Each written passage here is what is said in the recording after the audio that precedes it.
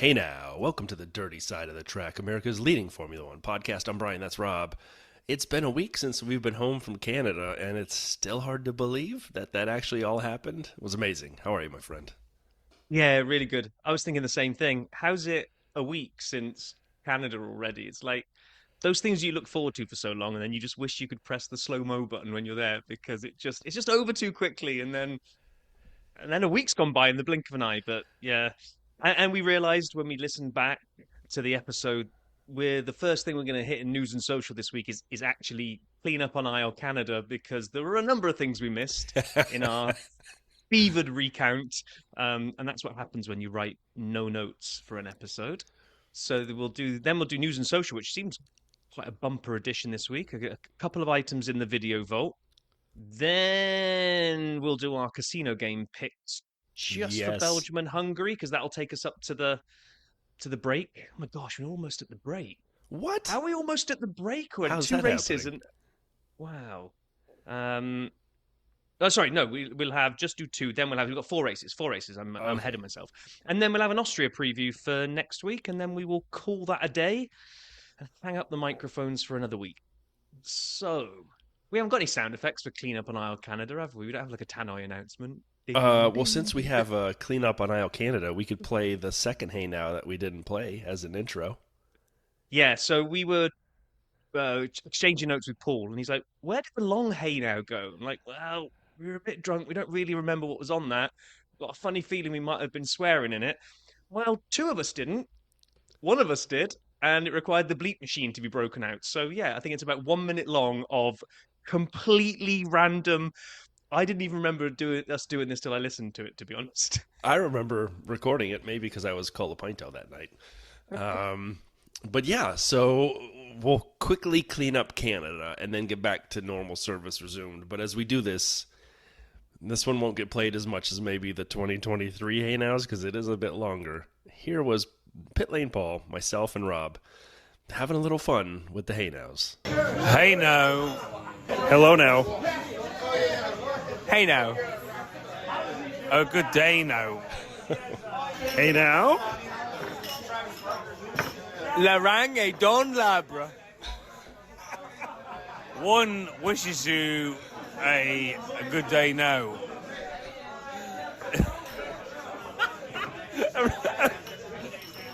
Hey now. Où est la bibliothèque? Hey now. Toto? I've got them printed out. I have an email. I'll just crash into George. It's not fit for a duck. I don't know what to say now.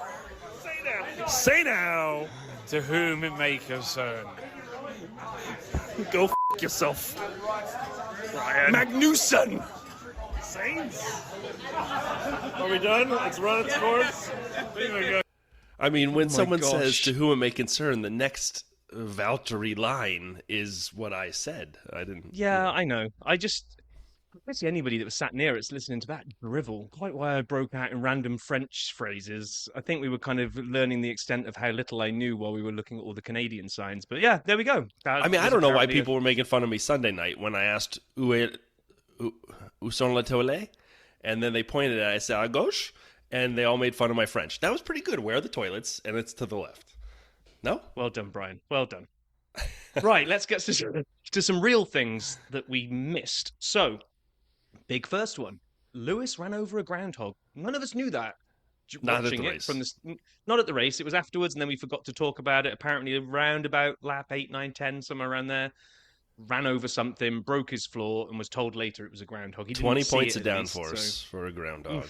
That's what they Yeah. cost. And then we got all giddy talking about the fact we loved the fact that all the cars were coming in, the tyres weren't going to last, this wasn't going to be a one-stopper. Only it was, apparently, for about 5 drivers. Bortoletto, Gasman, Yuki, Ocon, and Sainz all did a one-stopper, and me and Brian were none the wiser. Does Albon's retirement, was that when he pulled in, was that his second stop, or did he do a one-stopper? Oh, just kidding.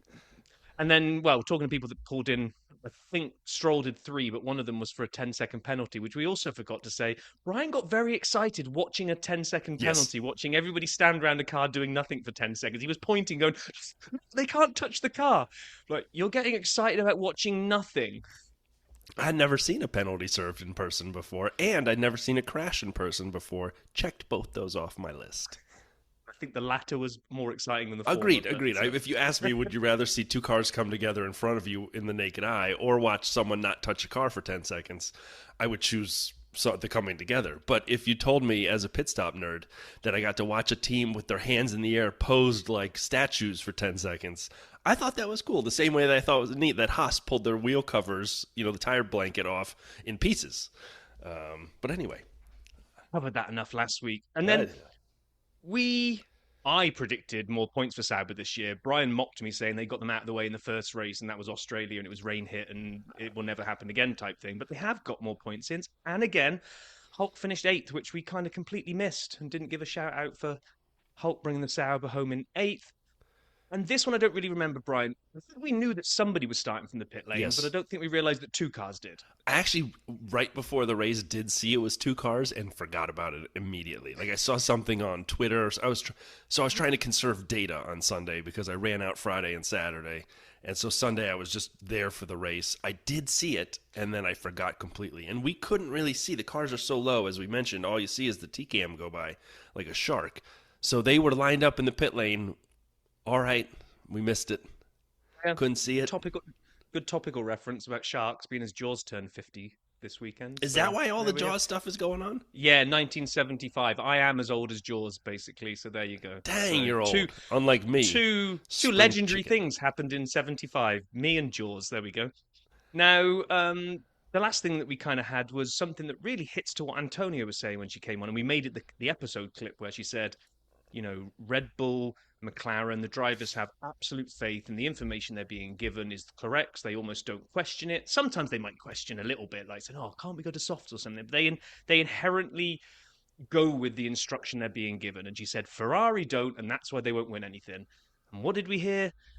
Charles was being told by the engineer to go to Plan B. And Charles was like, "Yeah, what about Plan C?"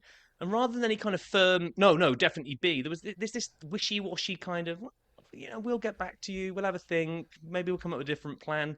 So it was it played out perfectly, really what Antonio had said, that Ferrari are a bit of a mess when it comes to giving definitive instructions to their drivers. That was one of the things that did make track radio, track TV. Yep. And they did, but just the first. And it was Charles asking about Plan C, and then we never really heard the conclusion on the track TV. But yeah, you're right. You're totally right. And a lot of people have made a lot of comments about the way that it's just a weird interaction between the engineers and the drivers that's occurring right now. And obviously, Antonia put it in great context. And while we're talking about Canada and transitioning to non-race weekend news, but to the news proper, Canada was renewed. Montreal was renewed until 2035. We talked last week about the Academy being extended at Montreal, but this time it's the entire race weekend until 2035.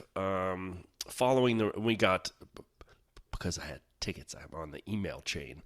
And so the secret email chain sent out, the secret email chain from the race organizer said various levels of government, the F1 organizers, the city have agreed 2035. They call Circuit Gilles Villeneuve a true landmark on the F1 calendar. It will race into a 7th decade of history, passion, and legendary performances. And then they go to thank a bunch of people, not least of all the dirty side of the track. And they await welcoming you for another 10 years of speed, passion, and thrilling moments.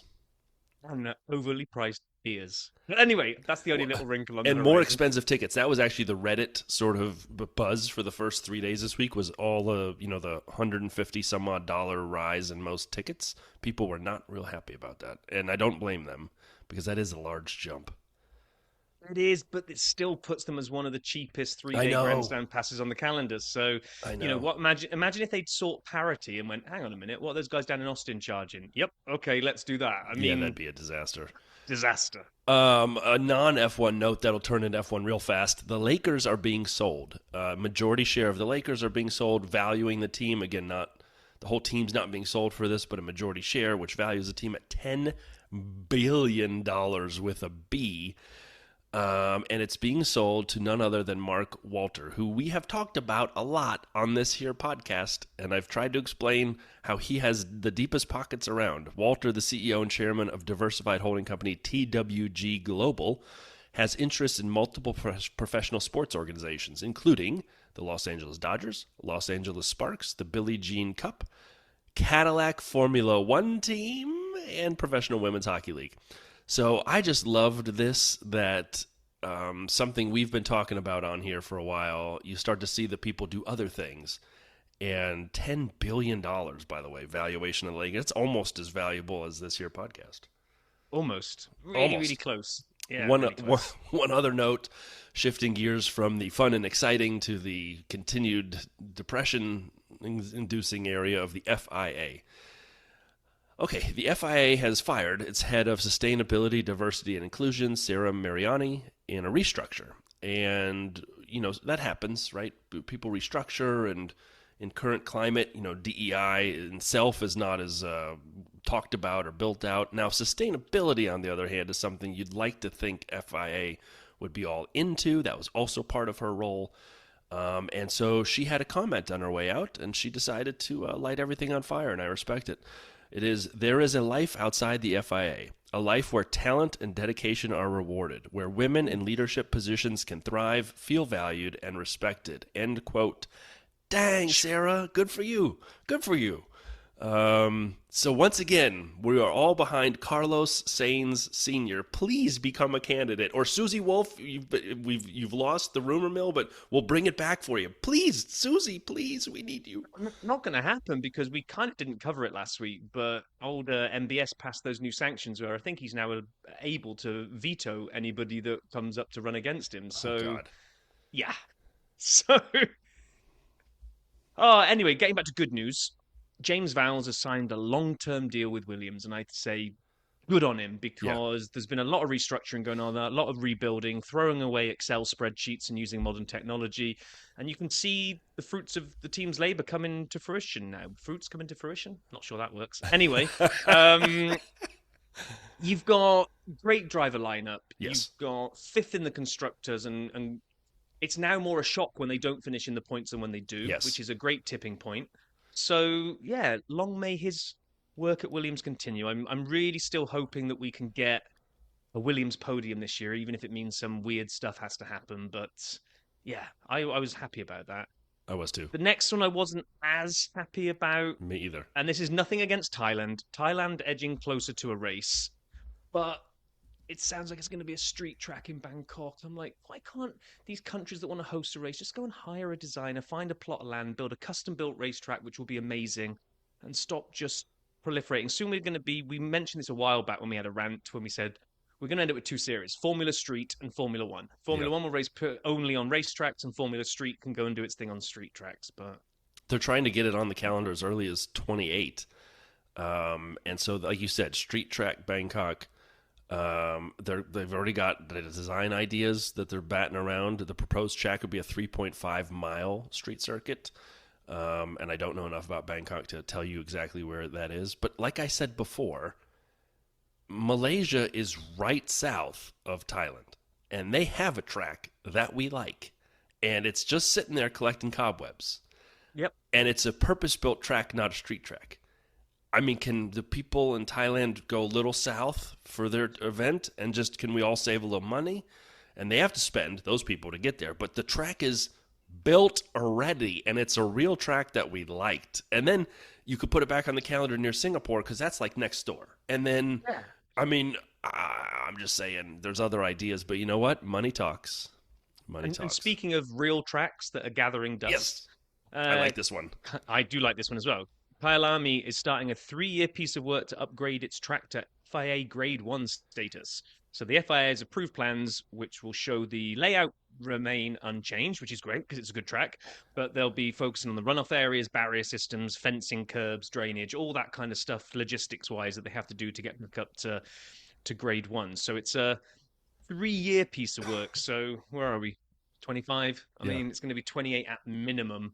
But at least if they're putting all that money in to bring it up to that status, you would have thought there's been some kind of promise of hosting a race. They're not going to go, yeah, love your plans. Come back and see us in 3 years. They, They like, might. nice. It's grade 1. Oh, well, good luck with that. See you later. We heard it's a light touch upgrade, so maybe it's not as expensive as you make it sound. I don't know why it would take 3 years if it's a light touch upgrade in terms of engineering. But yeah, I am excited for this. If we can get back to Africa, that would be a great way to get F1 all around the globe.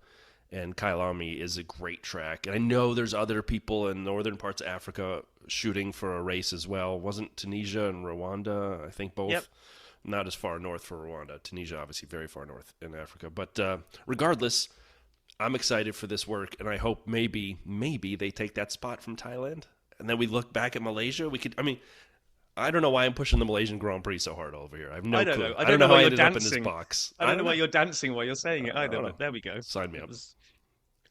What else did we have? So a lot of the drivers left Canada and headed down to NYC, the Big Apple, to go and watch the F1 movie premiere, which is a little bit crazy given they all got a sneak preview of it in Monaco, so they had to go and sit through it again just to be at the official premiere. The red carpet, though. The red carpet. Yeah, but basically they're going to walk in there and go, well, I've seen this. But anyway. Yeah, but they all got to put on oversized suits and look like gangsters. Only one did. We'll get there. So 5 drivers missed the premiere, and 3 of them all seem to have good reasons. I'm not sure about the others. But anyway, Max flew home to spend more time but with he his didn't go newborn, home. He went raced. He went racing somewhere like Spa or something. Yeah, but that's on the way back. I said the Netherlands and Spa, they're next door to each other. Franz Herman. He turned into Franz Herman in a photo booth, and he came out raced. He could get back from Spa to his house probably in the same night, whereas New York's going to be a bit more of a stretch. All right, you're giving him a full pass. I'm giving him a half pass. I'm giving him a full pass. Oscar had McLaren commitments elsewhere in the US, apparently. Sounds like a made-up reason, but we'll go with it because we like Oscar. This is my favourite. Kimi Antonelli couldn't be there because he had to fly home for school exams. He got homework that was due. Do you think one of the exams is when you're on the driver parade, you know where people are and trees are? Because did you see the thing where he's waving at trees and then Lewis and Isaac make fun of him? He's like literally just starts waving out in the woods portion. There's no one there, and he's waving. And Isaac goes, "Who are you waving at?" And then Lewis starts laughing. Are you waving at no one? And then Stroll and Alonso were just absent with no reason given. So Aston Martin just went, nah, can't be bothered with that. Just swerved it. Hard pass. Yeah, probably. And they put a picture out of the ones that did arrive there, and they're all looking. Some of them are looking sharper than others. The usual suspects that you would imagine have got good dress sense were dressed well. Yuki seems to have borrowed one of George Russell's suits. That's all I'm going to say. There is it's like at the end of Big where he transforms back into a kid and he's just kind of like wallowing around in this oversized suit. Do you think he looked in the mirror before he went out? I mean, here's me criticizing an F1 driver, but I loved it. I don't know why you're giving us such grief. It was so big. It was hanging off his wrists and over his shoes. It just looked It's really phenomenal. Bizarre. Phenomenal. I think it's great. I love the French connection. Charles and Pierre like in some phenomenal suits. Charles double-breasted, like tan. It's Isaac rocking some Jordans, it appears. Carlos just smiley and happy. I mean, like this picture. Alex Albon. I think it's Alex Albon that's got the smile of a man who he was the one that said, "Don't worry, Yuki, I can find you a suit," because he just looks guilty laughing. It's like, what did you wore it? That was so good. And then I did enjoy Esteban in a full tux with like the bow tie. I mean, he just took it to town. He's like, I could be the usher or an F1 driver. Oh, man. Right, well, Formula One wouldn't be Formula One if we didn't have silly season news start to kick in. And we really haven't had been quiet. Anything this year. It was Super so quiet. Mental last year. It was so ridiculously busy with rumours and moves and all this kind of stuff and dominoes waiting to fall.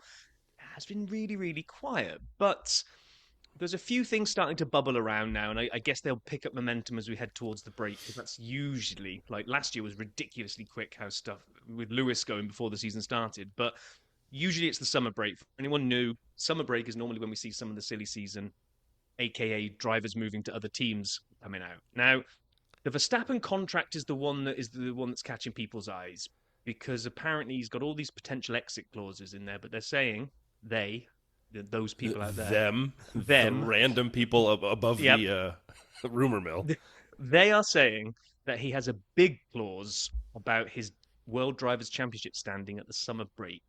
And if that's anything to do with, like, he's still in with a shot for the title, that clause could be creaking at the seams by the time we get to the summer. So that'll be an interesting one to keep an eye on, if there's any sort of grounding in it. And then George Russell, and this could just be because he was predicting the next question that was going to come, but some people are saying, oh, it's a Freudian slip. He was asked about Max coming to Mercedes without actually being asked about it at all. He was being asked about his contract and where he'll be next year because he's out of contract to the end of this season. And he said, I know I'm going to be in F1 and my intention is to stay with Mercedes, but the likes of Max have always been on the radar. Why would you drop that in there as if to say, yeah, I'm kind of hoping I'm still going to be here, but I think they're sniffing around Max. People just piled in on it because it was like an unsolicited mention of Max for no reason whatsoever. What do you think's that one? I don't know. The last part is the curious part because I did see leading up to Canada that apparently they were talking about a contract and George is like, well, it should be done. You know, they should take care of me or something like that. He said, like, we should get this settled. And it's not. And then for him to say, but Max is on the radar is a bizarre thing to say. I didn't take the quote word for word, but that's what he was basically. He I mean, I think that's Max and odd. It's odd to refer to Max because, like I say, if you thought the next question was going to be, do you think Max is going to be in your seat next year? I thought with all the media trend, you keep quiet until you're actually asked about that. You don't offer up that extra little piece. And even if you're asked about it, you're like, not that I'm aware of. You lie. You just there's no training required. I took over from Lewis. I'm numero uno. Just won a Grand Prix. So yeah, how'd you like them apples? And Max was behind me the whole time. Exactly. So then the other one that was circulating was, well, Aston might be lining up George because apparently Alonso was spotted multiple times in the Alpine hospitality in Canada. I'm like, really? And then I saw somebody shooting it down saying, yeah, he's got lots of friends on the paddock. He visits lots of hospitality tents over the course of a weekend. People just happen to see him going into Alpine a number of times. Maybe saying hello to his old buddy Flavio. Hanging out. Easily. He's just back in the day when it was a Renault and they'd hang out. I mean, what's the difference? It's Alpine now. It's the same idea. Would you really give up the chance? Yeah. Would you really give up the chance of driving an Adrian Newey designed Aston Martin to go to Alpine at the moment? I mean, check the standings out and see who's bottom of constructors at the moment. I mean, I wouldn't, but, what do we know? Would you? No, not at all. Not at all. I just don't see... If he had a sniff at some really bizarre seat, like going to Mercedes instead of George, it was a swap. George to Aston, Alonso to Mercedes. Yeah, maybe. Or Alonso to McLaren for some really random reason. Like something like that, yes. To go to Alpine at the bottom, at his age, it's not like he's there for the long-term project to bring them up to the bottom of the constructors. It's like... But Flavio may be like, hey, you make me feel young. Come on back. Man, right. We'll wrap up the news and social. This isn't really news. It's more answering a question. I've been asked a few times, hey, I listened to your episode the other week and there was an advert or a commercial, however you want to say it, in the middle of it. Are you guys making money now? Well, kinda. And I mean, it is money. It's just not much. Money. We'll explain that in a second. It is measured in multiple cents. But thanks to all you guys out there that listen to us, we've now hit that tipping point where we are getting more than 1,000 downloads a month. So the last month was 1,074. Okay, so we're into the monetization area. So every now and again, time to time, we'll get a little pop-up on the platform that we use that says, hey, do you want to run this advert about volleyball or whatever? It's usually sport related. And of course, we say yes. And I think we're sitting on the princely sum of about $2.84 at the moment. $2.84. Now, that means instead of investing $27 a month into the podcast, we only had to invest $25 or $24.20 last month. So we lost less money. However, what I would just like to say is the only reason if you do hear the odd commercial every now and again, it's because there's more of you out there listening to us. So thank you very much. If you listen to us and like us, tell a friend because, who knows? Maybe this is the year we could go from $2 to like $3. Rob's getting ahead of himself. I can see the dollar signs in his eyes. So if you hear the ads and they annoy you, we apologize, but don't worry, it brought us at least a nickel. And so maybe not that one in particular, but the collective episode. And so we're working on it. But thank you again for listening. Yes, and please tell your friends. Word of mouth is by far the biggest way pods move around. So we appreciate it. But something else that we need to do is open up the video vault, baby. The fastest road car I've ever been in, Ferrari F80 track day with Charles and Lewis on the Ferrari channel, nearly 4 minutes. Okay, so I saw this at the exact same time that Lee on the Discord saw this, and we were trading some notes about it for a day. And it's not the greatest video I've ever seen. Rob, you saw the video? Yeah. It's okay. But here's it's a Ferrari commercial. It is a Ferrari commercial. And they make sure they play that line that Lewis says multiple times, and you can almost see it's the tagline in the commercial. It's the fastest road car I've ever drove. I saw Lewis Hamilton. Buy one now. Formula Dank on Reddit loved this because it showed a picture of an AMG Project 1, or now just called 1, and he has a Pagani Huayra. I think it's Huayra, or was it the one before the Zonda? Maybe it is Zonda. Yeah, it is Zonda. Regardless of his Pagani choice and his old AMG car that he helped develop, both of which were some of the fastest road cars of all time, but it showed a picture of them crying. Like, what about us? You said the same about us. And so the point is, fine, it's a commercial for Ferrari. The point I took, that I loved, neither one likes being a passenger. Neither one liked being driven by the other guy. And at first, Charles took it easy. Lewis was okay. Then Lewis drove, and Charles was holding on for dear life. And then when Charles drove again, he's like, oh, I'm going to give it the beans now. And he saw Lewis like bracing himself the whole time. He didn't want to say too much. But even the greatest F1 pilots of all time don't like riding in someone else's car when they're giving it the beans. Yeah, and one of the things that I wasn't sure whether it was bad acting or genuine was, you know, they are used to acceleration and speeds way in excess of what that car was doing, right? But in their F1 cars, they're all in a little bucket seat and kind of like belted in. They can't move, they can't go anywhere. So they seem to overreact to the speed of the car. Like, oh my gosh, how fast is this? I'm like, guys, surely you're used to speed. But maybe when they're swaying around in the seat with a regular belt buckle, I don't know. I didn't really enjoy that one. I just thought it was a little bit of an over-the-top try and sell new Ferraris video. By the way, an F80 is like $3 or $4 million, 1,200 horsepower. I don't think they need to sell that many. There's only 799 being created. And the second video, the best. By the way, if we get enough advertisements, can we buy an F80 and share it? I'm not even sure we could afford to buy like a new button cover for the radio. A dust cap for the wheel. Exactly. The best reactions to the 2025 Canadian Grand Prix P1 with Matt and Tommy. 23 minutes, 23 glorious minutes. These are often much shorter. I want to thank Matt because when he was at WTF1 and they started doing this, the best tweets, and then he went to P1 and called it the best reactions. This felt like the OG version because the honorable mention section was chock full of tweets. And what he's been doing when they rebooted this really, it was just the top 10 with a couple honorable mentions. It was like a 14-minute video. I'm like, but I missed the old one where it was just bang, bang, bang reaction. This was it. We were back. And so I loved it. It was phenomenal. Anyway, it's my favorite recap video. It actually, whether I'm at the race or not, and usually not, I view this as the capper of the race weekend. Even if it comes out Monday, like that closes that Grand Prix, and then I can move to the next. So, Matt, thank you. That was a great one. Rob, any videos you want to highlight? No, I was going to say, talking of closing things, why don't you close the vault? Way ahead of you, my friend. Well, not technically, because you closed it after I said it, but I had to hit the button well in advance. Wow. Okay, so we are going to do our casino game updates for Austria and Britain after we did an on-track, real face-to-face one in Canada, which was so much more fun. But that was we'll do it old school way now. We'll do it the old school. You know, watching you try to, when you opened up the roulette wheel on your phone and we span it, I realized that's the first time I've seen that spin. All I ever hear is the sound effect. So actually sitting there watching it and seeing which number would pop up was ridiculously, stupidly exciting. Like, I shouldn't have got that excited about watching roulette things spin on your phone, but there we go. Anyway, for new listeners or for listeners who've forgotten how this works, we have 3 casino games that we play each week. We have roulette, blackjack, and 3-card poker. Roulette, we will spin the wheel.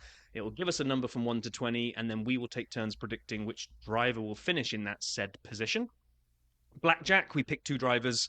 We sum together their score from their points they get over the weekend and try to hit 21 and not go bust. And whoever gets the highest score out of the 2 of us will win the hand. 3-card poker, we pick 3 cars, 3 drivers, and hope that they finish next to each other. If they finish next to each other but in the wrong order, that's just a straight, I guess, whatever we want to call it in poker. And if they finish in exactly the same order, that's the best hand we can get. So we compare the 2 hands that me and Brian get. So if I predict 3 races and they all finish in together, and he predicts 3 but they finish in exact order, he'll win the hand. Sum it all together, throw it in the overall Rob versus Brian stakes, and see who wins at the end of the season. Don't worry, I don't know how any of this is scored either. I just give predictions and Rob comes back that, hey, you won, or hey, you lost. I think he's cheating. Well, I don't know. Annoyingly, you're winning the casino games at the moment. So if I am cheating, I'm doing it wrong. Yeah, you definitely are. Shall I spin the wheel, though? So for Austria, let's spin the roulette wheel.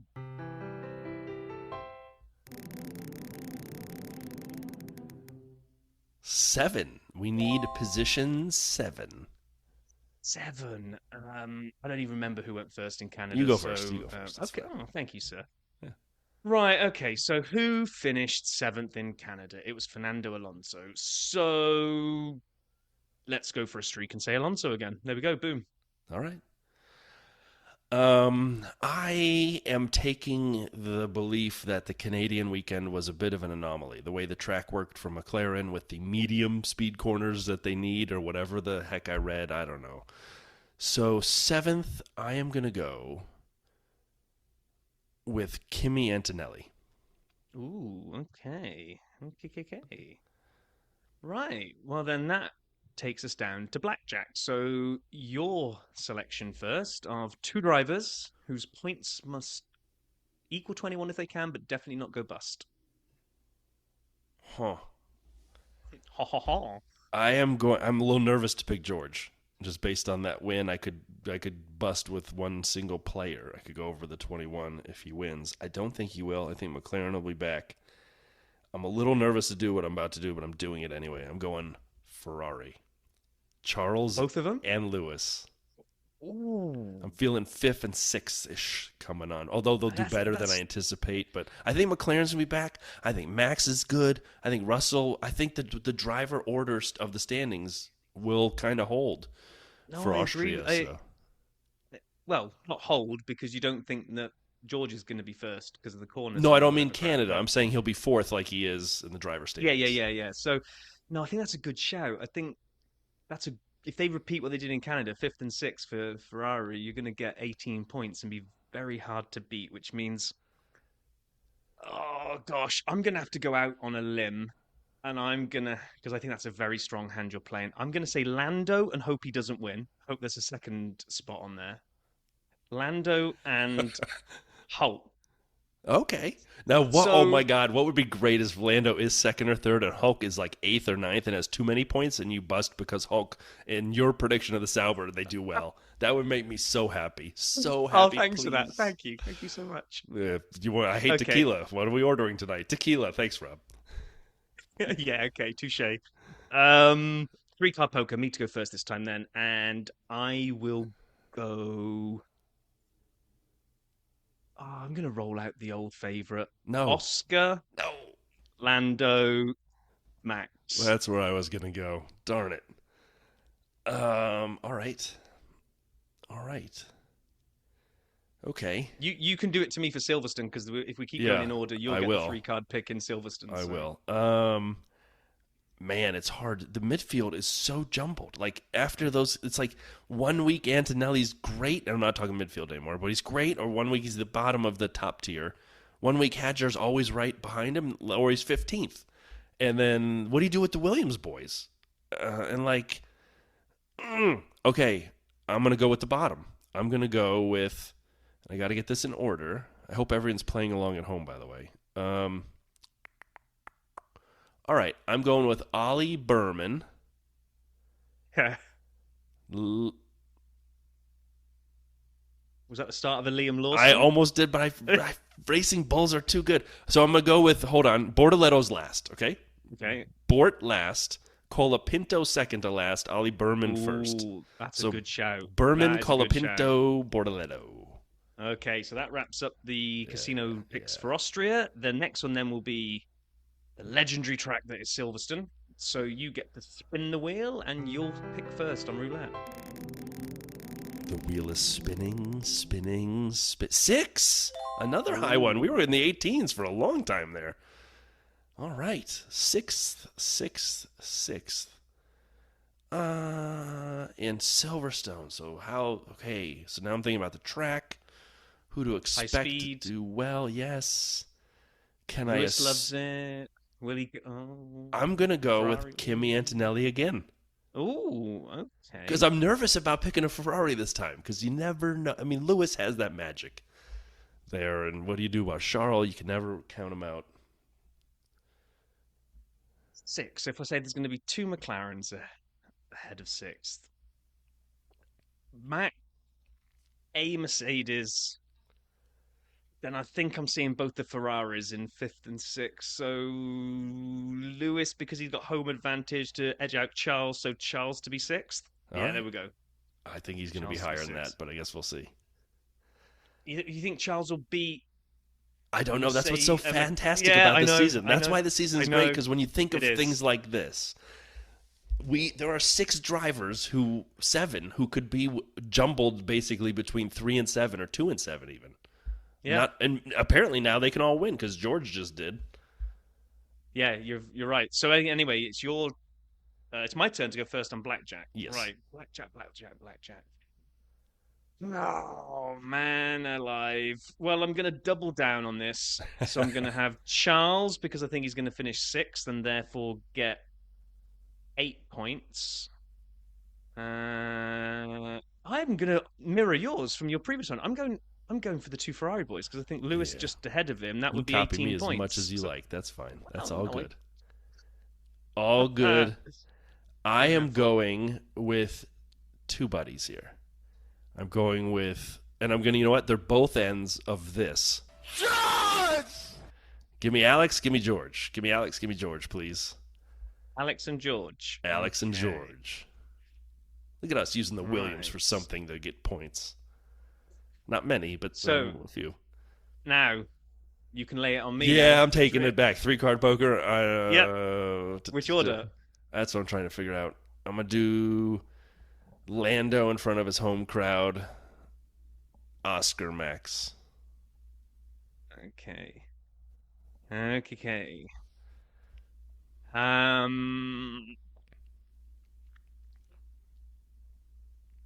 just going to go really random here, and I'm going for Albon, Hadjar, Saints. So we're going to have a Hadjar sandwich served on Thank you Williams for getting bread. that correct. Williams is the bread. Okay, so that wraps up those 2. Then after Silverstone, we will need to repeat it for Belgium and Hungary, and then we'll be into the summer break, which will be very depressing, but there we are. Which means that next week, race week will be upon us, and we'll be going to Austria. This is the one that we were just discussing when we were at Canada about. Yes. Which one would you like to go to where you'd be okay with GA? And we both went, I'd sit up on that hill with a little picnic, maybe even find a hill that I don't even need to pay to get into. If it's on the inside of the fence or the outside of the fence. Give me a lawn chair, a case of beer, and a battery charger for my phone, and I'll be a happy man just sitting there watching the whole thing unfold. It's so picturesque. It is so beautiful. It really is. But what we're talking about is the Red Bull Ring. But if we look at Austria, the Austrian Grand Prix has been at different locations in Austria. Originally held in, I'm going to say it was Zeltweg. We go for that as a pronunciation, which is about 43 miles west of Graz. It was an air base, and it held the 1964 GP, but then it was deemed too dangerous by the FIA, so it was pulled out from the calendar. 1970, a permanent track, originally called Österreichring. Yes. Thank you for taking that one for me. Normally you hand them to me. So hosted the race in Spielberg, and it ran from 70 to 1987. And then it was deemed too dangerous again. So in 1997, they had the first comeback attempt. They refurbished the track, brought it up to date, renamed it as the A1 Ring, which is so much easier to say, which apparently is a nod to the mobile phone company A1, who funded a lot of the construction work. They'd got rid of a lot of the long sweeping corners. It was a slower track, and it stayed on the calendar up until 2003. And that version of it is remembered for the 2002 race where Rubens Barrichello was told to move over for Michael Schumacher, and they swapped the position right at the finish line. That stunk. That stunk. No one liked that. Also, A1 is what my father thinks artificial intelligence is called. True story. He goes, they're going to be putting A1 in everything. I'm like, the steak sauce? He goes, oh, I meant AI. Fantastic.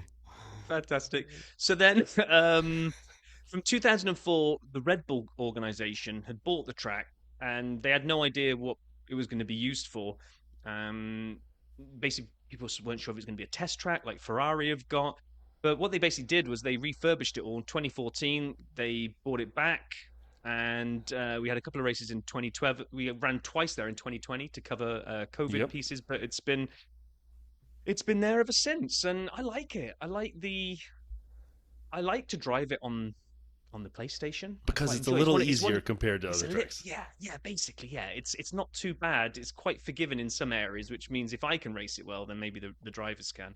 2024 was a sprint weekend, which it isn't this time around. I had to double check that. We had sprint quali was Max on pole, and he converted it to a win. Quali saw Max on pole again, so it's like, okay, this old story. And then the race became Max versus Lando pick adventure. We basically watched many attempts. I think it's into turn 3 with Lando trying to either dive bomb the inside, go down the outside, just kept any which way but loose trying to get past Max and just couldn't make it stick. I think Lando might have got penalised at one point for leaving track limits, but maybe did he give it back maybe so that he didn't get penalty? I don't know. It was just one of these. Max fully elbows out at that corner, he knowing this was the main corner that Lando might get him, and it just looks like he wasn't going to get him. Then with 8 laps left, Lando finally got the move that we thought was going to do it, and there may have been a slight coming together between the two cars. Now, what happened next was one Mr. Russell just basically his eyes lit up. There for it. Yeah, I'll take that. You two, you've crashed into each other. I think I'll take the win then, shall I? Amazing. I remember I watched that at an Irish bar in Zurich. I had just landed. And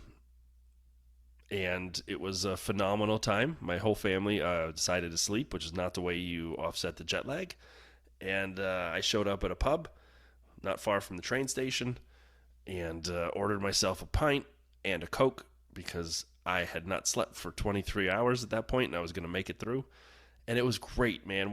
Again, when the hours work here in the States to go out and watch an F1 race at a bar, sound on preferably, but even if it's off, watching with friends is great.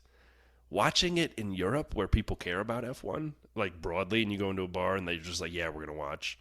And the sound was on a little TV, and we're all gathered around just cheering and having a great time. When the two of them came together, it was almost like we were at Canada when Lando ran into Oscar. It was like the same effect. Like, whoa! And then, then George, like you said, snuck through, took the win. And I will say this, I've said this before, I think that was the beginning of George's maturation. Like since then, he's like, I just got to be close. I don't have to win it myself every time. I don't have to overdrive my car. I don't have to do what I did in Singapore in 23. I just got to be there. I got to be ready, and I can't overdo it. And he realized that worked for him then. And that's the kind of, in Canada last year, he kind of overdid things. It didn't work out the way he wanted. Worked great this year. So anyway, yes, great race last year. It was. I mean, a lot of people will point to that one and say that was maybe where, not Lando lost it. That's not right. He was, but that was a big chance to take a bite into points and out of Max. And what ended up happening was, after the collision, Lando was out. Actually, he came off way worse and he had to retire. Max limped around, got new tires, and recovered up to 5th. And then got dished out a 10-second penalty for his involvement in the incident, but he was more than 10 seconds clear of sixth. So it's one of those nothing burger penalties that doesn't do anything. So despite the fact that it was kind of Max's fault, because he was the one that got the penalty for it, he was the one that came home with points in fifth, and Lando got nothing. So Like Lando's Canada penalty, 5 seconds, basically made no difference, and no penalty points on your license. yeah, Anyway. I don't know quite how that happened. Really, there seems to be.